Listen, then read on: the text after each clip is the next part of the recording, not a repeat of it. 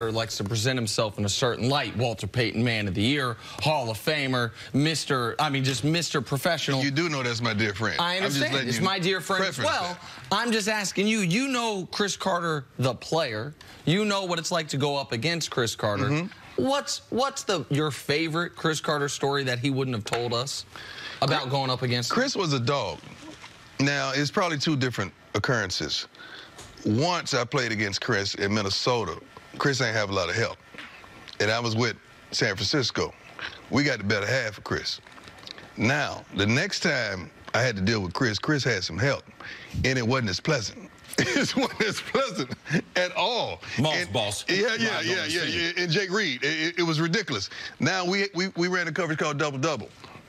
We would double this guy, and single this guy, whichever one we chose. And I remember I never go in the slot. I hated playing the slot. I got caught up in the slot, and I had to pull a hamstring, and I had to deal with Cris. And I was hoping, please, I hope he don't know my hamstring is gone. And, you know, Cris will hop and set you, and, let's move the chains.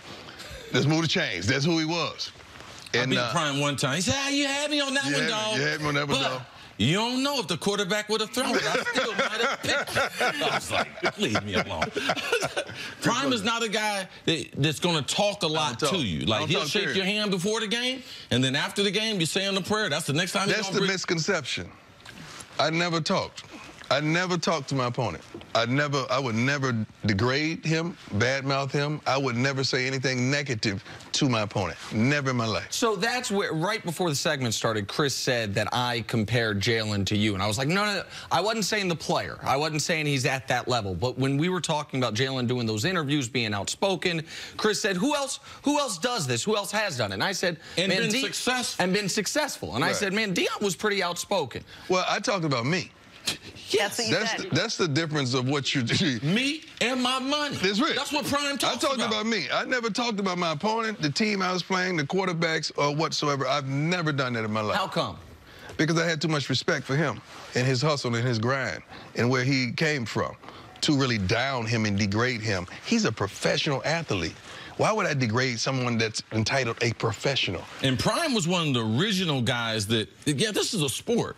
Mm-hmm. But, man, this is about making money. It's a business. This is about entertaining people. And I'm not going to try to do anything to hurt your shine, even though I might know some things. And Prime also was one of the first guys to start breaking down video.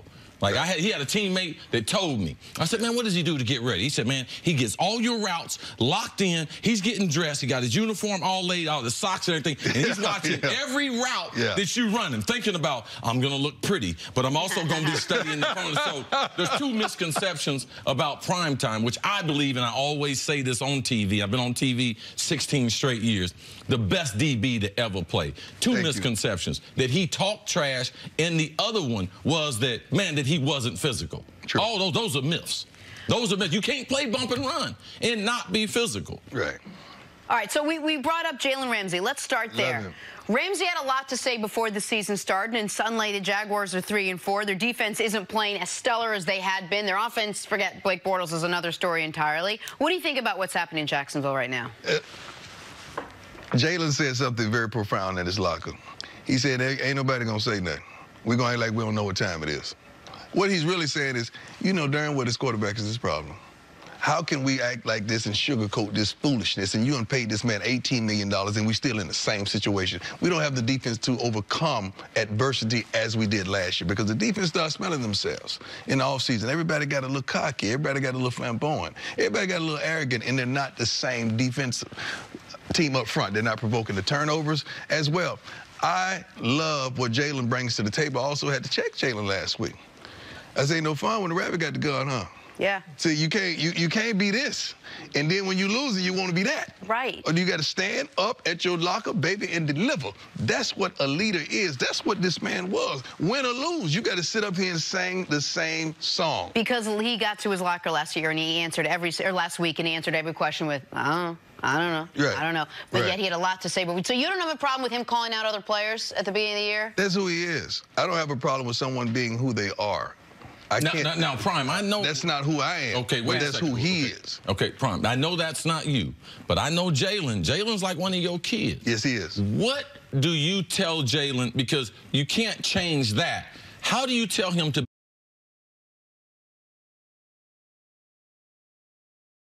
with these kids. Yeah, Jalen is... No Hall of Famer has more connections to current players and are involved in their day-to-day life than Deion Sanders. There's no player that has a Rolodex of high school, college, and professional players like Deion Sanders. What are you telling Jalen?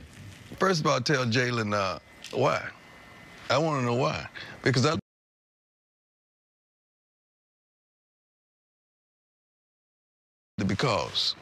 and this is not the way.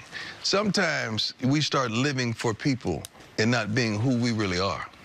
Sometimes we want to please people and we want the hand claps of people, and we negate who we really are and how we were raised because everybody's clapping now. And that's not the necessary, and that's not protocol to where he wants to go. Because the social media could provoke us to do some crazy things in this country just for the likes. Sure. Do you think some of that is what, as Chris made a big point about the transformation of Odell Beckham from when he was drafted, and I mean, Chris just did a side-by-side picture of it, just visually, when he was drafted to where he is now. That's a good one. Do you think some of that is the amazing instantaneous fame that came with the one spectacular play to go along with a really great first 2.5, 3 seasons in the league, really first 3 seasons before the injury, that all of a sudden it was almost too much too quick for him? You could say that. But at some point, first of all, we all like to be liked. We all like to be appreciated. We all like to be loved. And now social media gives you that instantaneously. So you could be ignorant, you could be adolescent, and you still getting that. So who's going to check you? Tell me one person in that locker room is going to check him. Who's in that locker room is going to check Jalen? Who's going to do that? These guys are propelled to be the leaders of those teams, of those communities, of this generation, man, and it ain't no checking them. So that's a lonely place. Was there someone to check you? Yes. Guy name was Jamie Dukes, first of all. He went to Florida State with me. Oh, yeah. And, yeah, he's my big brother. He was at Florida State with me, and we went to Atlanta together. Why is that important, Prime? Even because, man, Prime was awesome. Like, from college, spectacular. Why was that important to have someone like Dukes in your life? And I just believe to this day, you still got people like Jamie Dukes in your life. Just got off the phone last week in Atlanta. I mean, man, you got to have a compass, man, because sometimes we get off. We get misguided, man. And I can't see everything. I can't do it. I can't see everything I need to see at this age and stage of my life. And it's very important for these guys like Odell and some of these guys, Pat P, some of these guys all amongst the league. And I reach out to them all the time. Deshaun. I reach out to Deshaun and say, Deshaun hey, Jags. Yeah, Deshaun Watson. Okay. Yeah. Like, man, look, man, this. Do you see Tom Brady in the middle of the field at the end of the game exchanging jerseys? Nope. So why are you doing it? You at a whole nother level, my man. This ain't it. You don't go to battle with another man, then you sit up there and switch jerseys at the end of the battle. After he just did me, I did him. You think we gonna sit in the middle field and change jerseys? That was not gonna happen in our generation. No. That was not gonna happen. I can't stand that. And that's across all sports at this point, I can't stand it. All right, Dan, let's talk about your former team, the Cowboys. It's a little bit of a head-scratcher what's been going on with them. We tried to figure out, is it Dak? Is it Dak's lack of offensive weapons? So now they go out and they get Amari Cooper.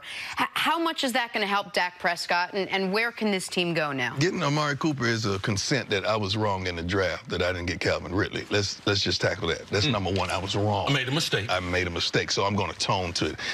Now, at the same time, when you got Ridley, Dez probably threw his phone because he understood that was it. It's over in Dallas. There ain't no coming back. Number two, Calvin Ridley hadn't. Amari Cooper hadn't been a 1 in the last 2 years. And you gave up a 1. No one else was offering a 1. And you give up a 1?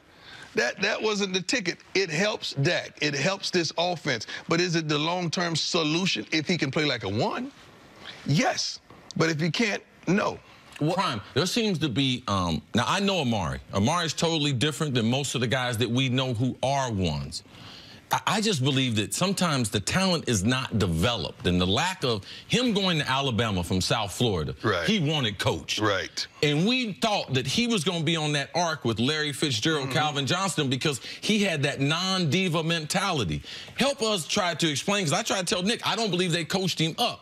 I believe also from a concentration standpoint, he doesn't have that. He hasn't matured as a receiver. That's why he has the drops and have good hands. What have you seen from Amari the last year and a half? Inconsistency, no confidence, really, they don't understand who he is, I feel like, and how to use him, because there's no way. You got a bona fide quarterback.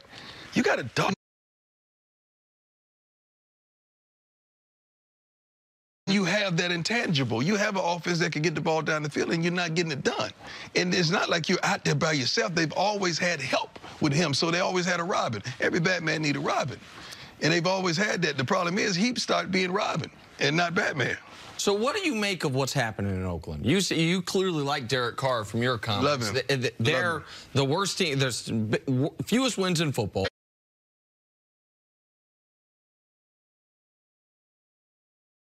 They're going to get off here. This offseason, like, what do you make of what Gruden's done since he's gone there? Gruden has jumped back in the game, and he thought the game was the same way he left it. And it's not like that anymore. See, it's something when you're doing television and you sitting right there and you talking to all the people, getting informative, the information and all that, you think, I got this. No, dog. This is a whole new game, and guess what? This is a whole new kid out there.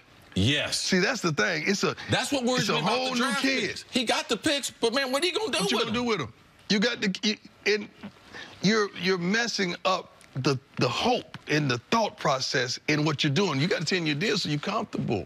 I could take my time. I could bake this cake the way I wanted to make it. But the impatient a lot of folks in Oakland and consequently Las Vegas are going to be impatient with Gruden.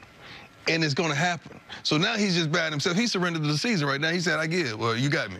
All right, you got me. So let's start unloading some of this stuff. So now I can get my butts kicked and nobody say nothing. Right, let's go to L. Bell. What do you expect? When do you expect him to show up? Prime, he's doing stuff that we've never seen. Now, I'm a fan of a guy getting his money. Right. I've tried to be a fan of L. Bell. But I told you, I said, listen, I'm tired of it. I'm tired of it. I'm tired of it. I'm tired of it. I'm sick of going back and forth because I don't know what he's going to do, and I don't know what the end game for him is. That's the problem. We don't know what the end game, like what you're trying to do. Like, I can't support something I don't know, Prime. First and foremost, how you leaving your money out there? Don't you have bills? And I'm pretty sure you ain't playing. Prime, I know your family. You know my family. You ain't playing for this. We ain't got no inherentance. Right. I can't leave $8 million out there. You can't make that up. So I don't understand his end game, the thought process. I don't understand the plan. Even if I saw a glimpse of the plan, maybe I could ride with you. But I don't even see the plan. Nick, tell him what you think the plan is. Well, listen, I think that he made the decision of conservation over compensation. What he's decided is the way I'm going to make the most money is to make sure I get to free agency healthy. We all assumed that meant he would show up by week 10 because that's when, if he doesn't show up by week 10, they could franchise him again next year. I think at this point, he might not show up at all. He might dare the Steelers to do this again because he doesn't need, as long as they don't franchise him, if he doesn't show up, say it again? Don't make sense. What? How come? That does not make sense.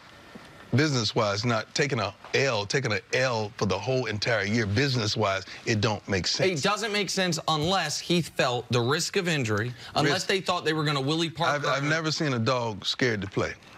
I've never seen a dog scared to go out there and put it on the line. Because whatever you fear, usually that overcomes you, that overtakes you. Yeah. If you're scared to get injured, that's pretty much going to happen. If you go out there and play and do your thing, everything is all good. I've never seen a dog with that fear factor. So I'm going to put you on the spot here. Last week, Bill Belichick was asked about Lawrence Taylor, or Khalil Mack versus Lawrence Taylor, and it got us almost on an impromptu discussion about Lawrence Taylor and about the greatest players to ever play this game. And football's the hardest to do it because guys play different spots.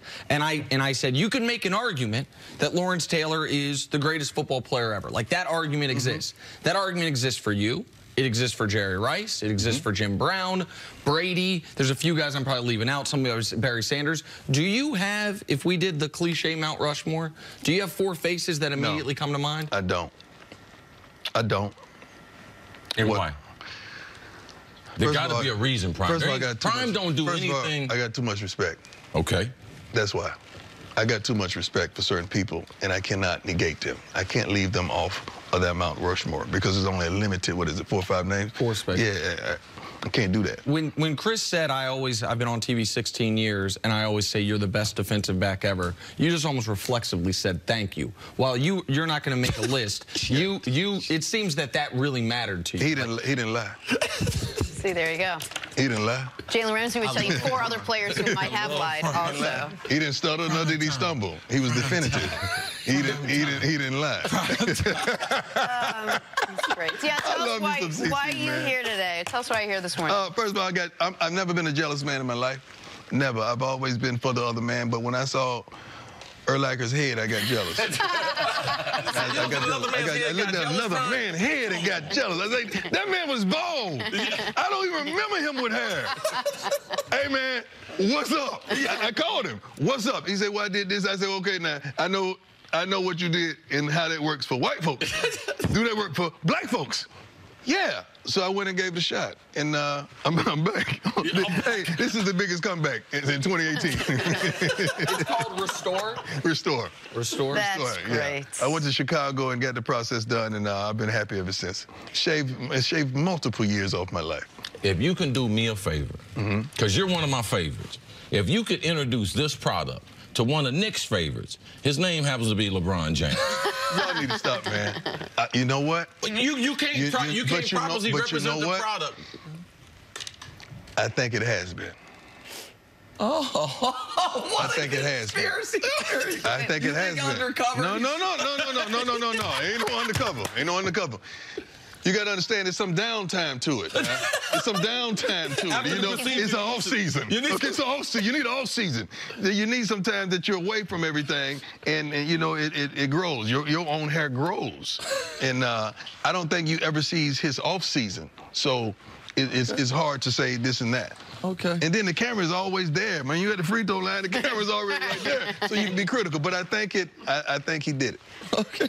I think he did it. It's just great. We've heard so many great stories. CC, man. I love me some CC. Through Chris. I really do. Thank you for It's nice to have you here. Thanks for coming. Great to meet you. Keep watching. Keep working out. I do. It's real, man. And you guys keep bringing the heat.